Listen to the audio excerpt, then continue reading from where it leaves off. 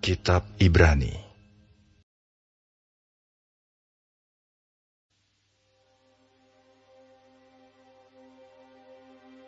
Iman adalah dasar dari segala sesuatu yang kita harapkan, dan bukti dari segala sesuatu yang tidak kita lihat. Sebab, oleh imanlah telah diberikan kesaksian kepada nenek moyang kita.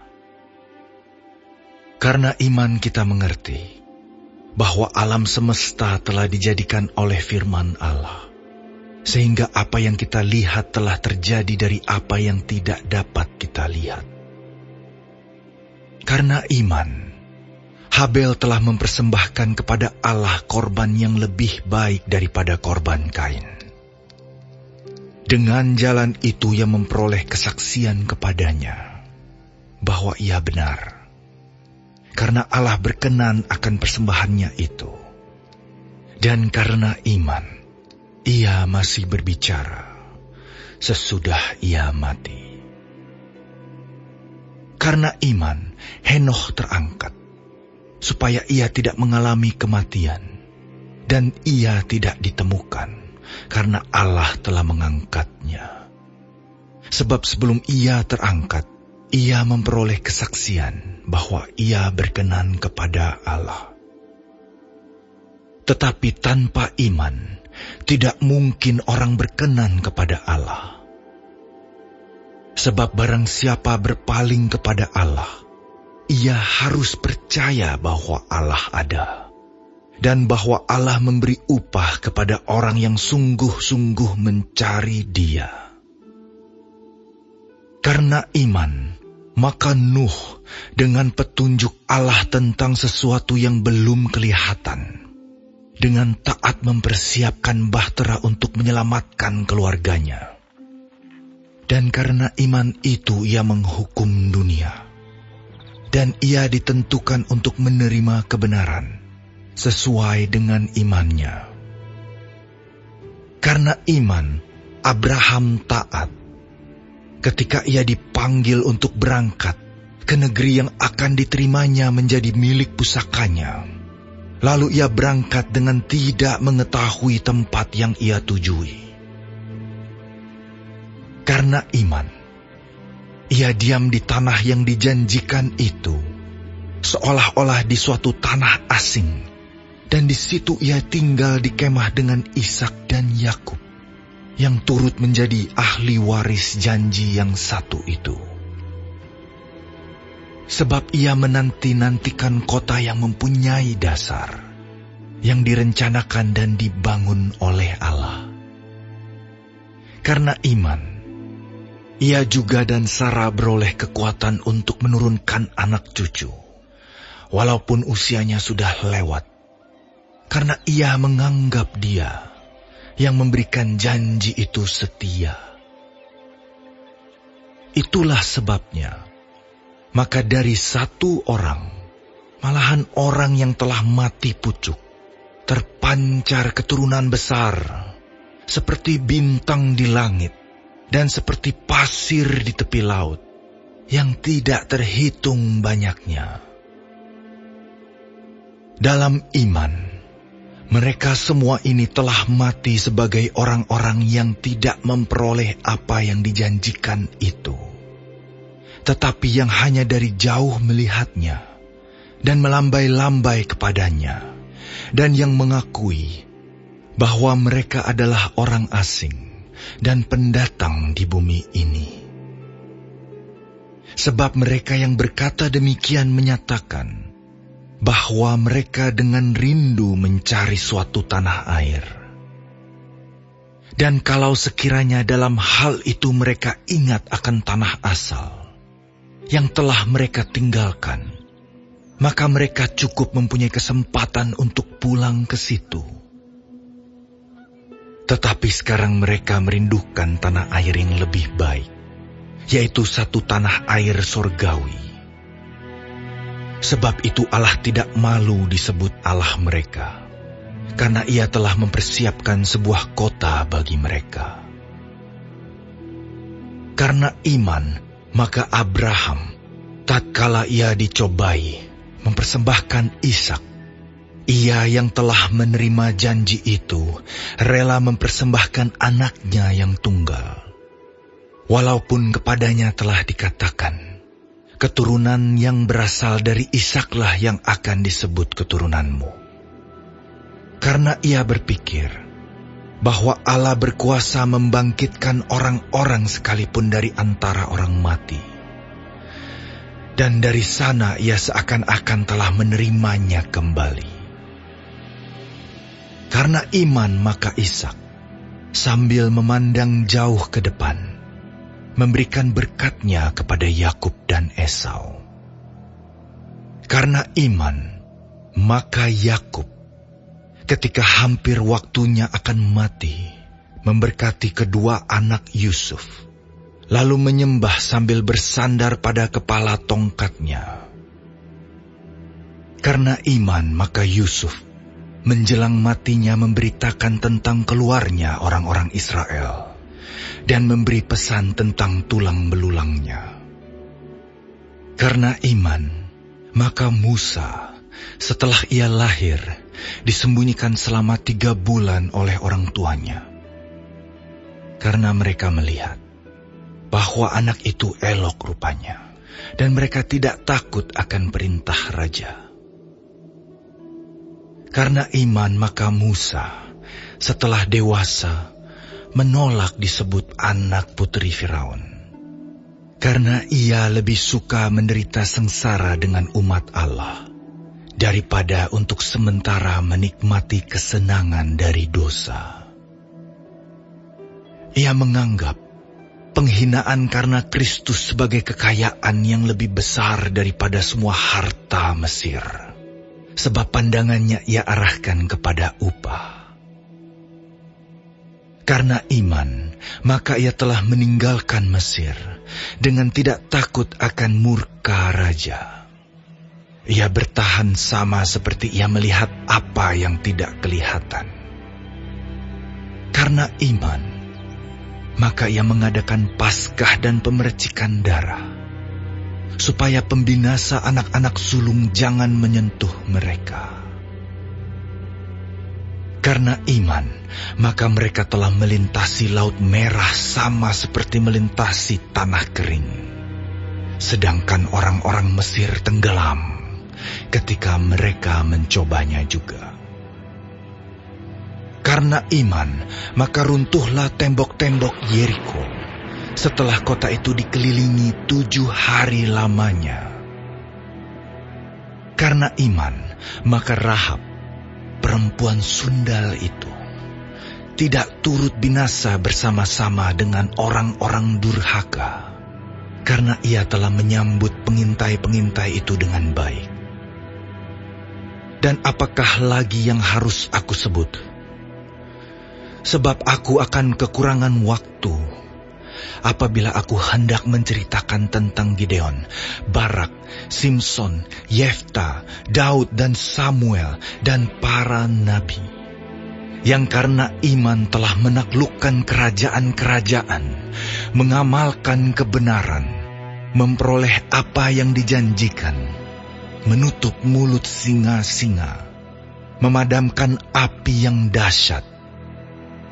Mereka telah luput dari mata pedang, telah beroleh kekuatan dalam kelemahan, telah menjadi kuat dalam peperangan, dan telah memukul mundur pasukan-pasukan tentara asing.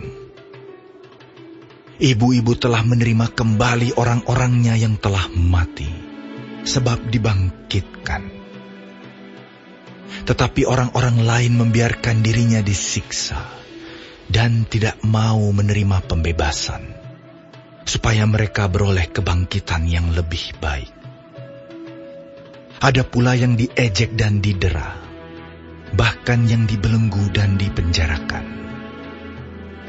Mereka dilempari, digergaji, dibunuh dengan pedang.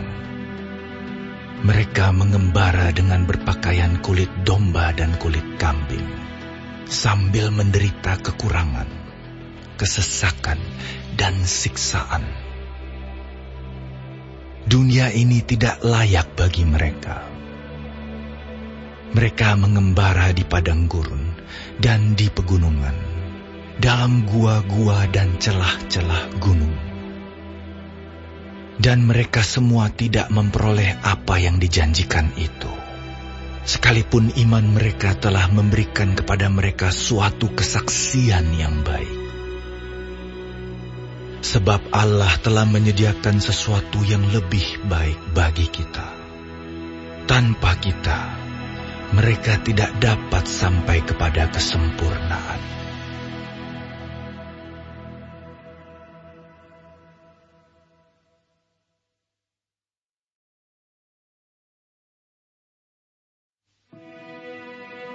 Karena kita mempunyai banyak saksi, bagaikan awan yang mengelilingi kita, marilah kita menanggalkan semua beban dan dosa yang begitu merintangi kita, dan berlomba dengan tekun dalam perlombaan yang diwajibkan bagi kita.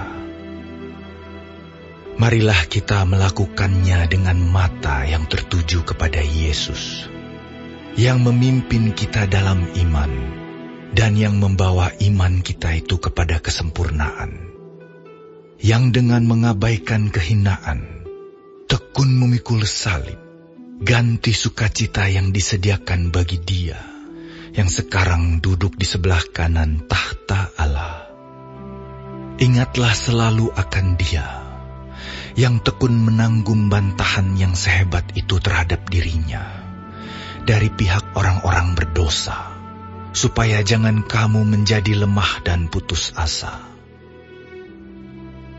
Dalam pergumulan kamu melawan dosa, kamu belum sampai mencucurkan darah. Dan sudah lupakah kamu akan nasihat yang berbicara kepada kamu seperti kepada anak-anak?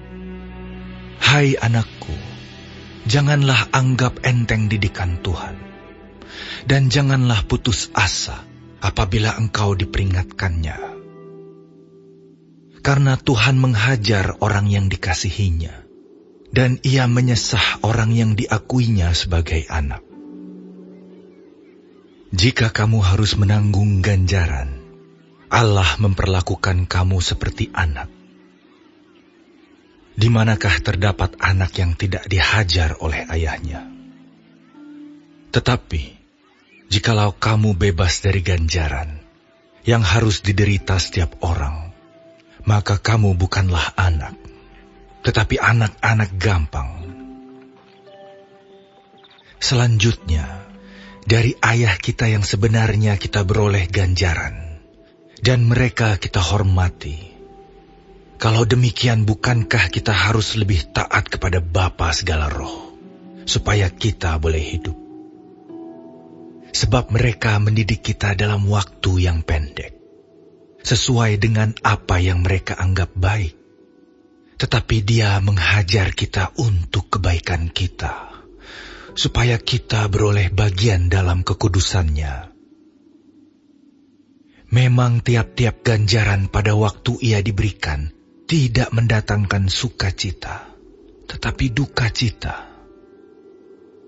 Tetapi kemudian ia menghasilkan buah kebenaran yang memberikan damai kepada mereka yang dilatih olehnya. Sebab itu, kuatkanlah tangan yang lemah dan lutut yang goyah, dan luruskanlah jalan bagi kakimu, sehingga yang pincang jangan terpelecok, tetapi menjadi sembuh. Berusahalah hidup damai dengan semua orang, dan kejarlah kekudusan, sebab tanpa kekudusan tidak seorang pun akan melihat Tuhan.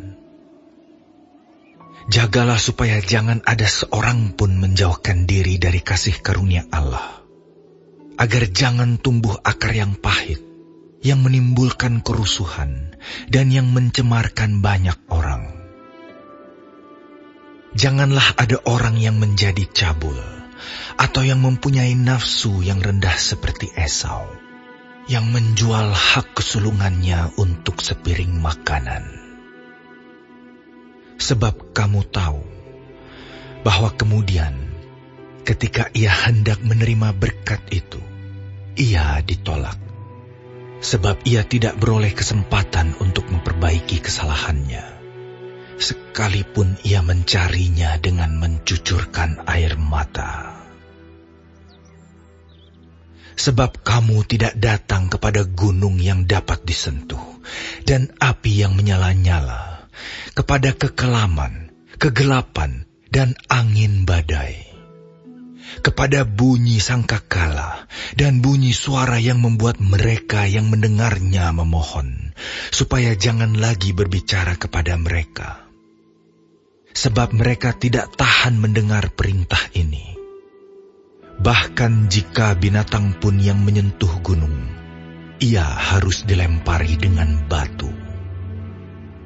Dan sangat mengerikan pemandangan itu, sehingga Musa berkata, "Aku sangat ketakutan dan sangat gemetar."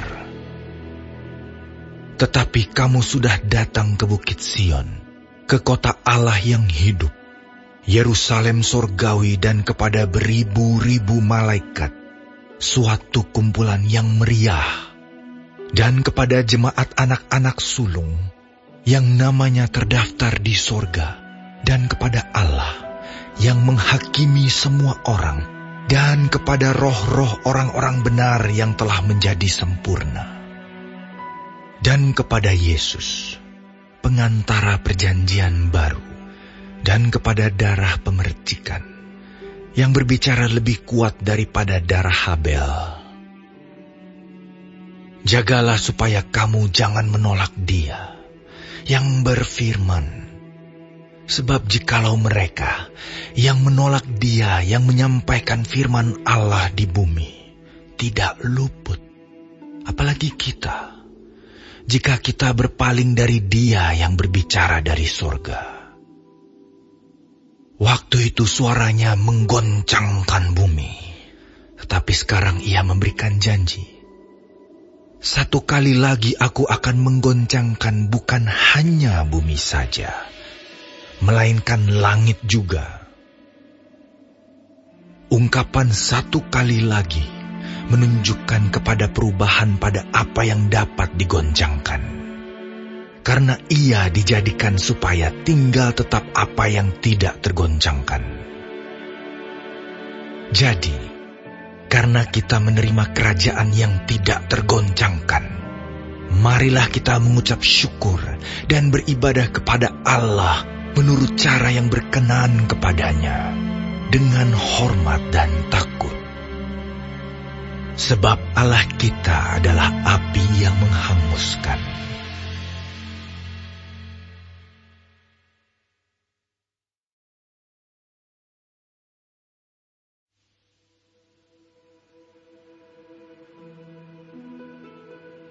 Peliharalah kasih persaudaraan.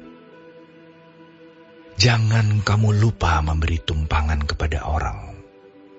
Sebab dengan berbuat demikian, beberapa orang dengan tidak diketahuinya telah menjamu malaikat-malaikat. Ingatlah akan orang-orang hukuman, karena kamu sendiri juga adalah orang-orang hukuman. Dan ingatlah akan orang-orang yang diperlakukan sewenang-wenang, karena kamu sendiri juga masih hidup di dunia ini. Hendaklah kamu semua penuh hormat terhadap perkawinan, dan janganlah kamu mencemarkan tempat tidur, sebab orang-orang sundal dan pezina akan dihakimi Allah. Janganlah kamu menjadi hamba uang, dan cukupkanlah dirimu dengan apa yang ada padamu. Karena Allah telah berfirman, Aku sekali-kali tidak akan membiarkan engkau, dan aku sekali-kali tidak akan meninggalkan engkau. Sebab itu dengan yakin kita dapat berkata, Tuhan adalah penolongku. Aku tidak akan takut. Apakah yang dapat dilakukan manusia terhadap aku? Ingatlah akan pemimpin-pemimpin kamu yang telah menyampaikan firman Allah kepadamu. Perhatikanlah akhir hidup mereka dan contohlah iman mereka. Yesus Kristus tetap sama, baik kemarin maupun hari ini, dan sampai selama-lamanya.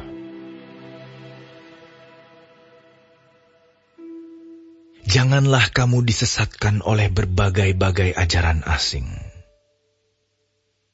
Sebab yang baik ialah bahwa hati kamu diperkuat dengan kasih karunia, dan bukan dengan pelbagai makanan yang tidak memberi faedah kepada mereka yang menuruti aturan-aturan makanan macam itu.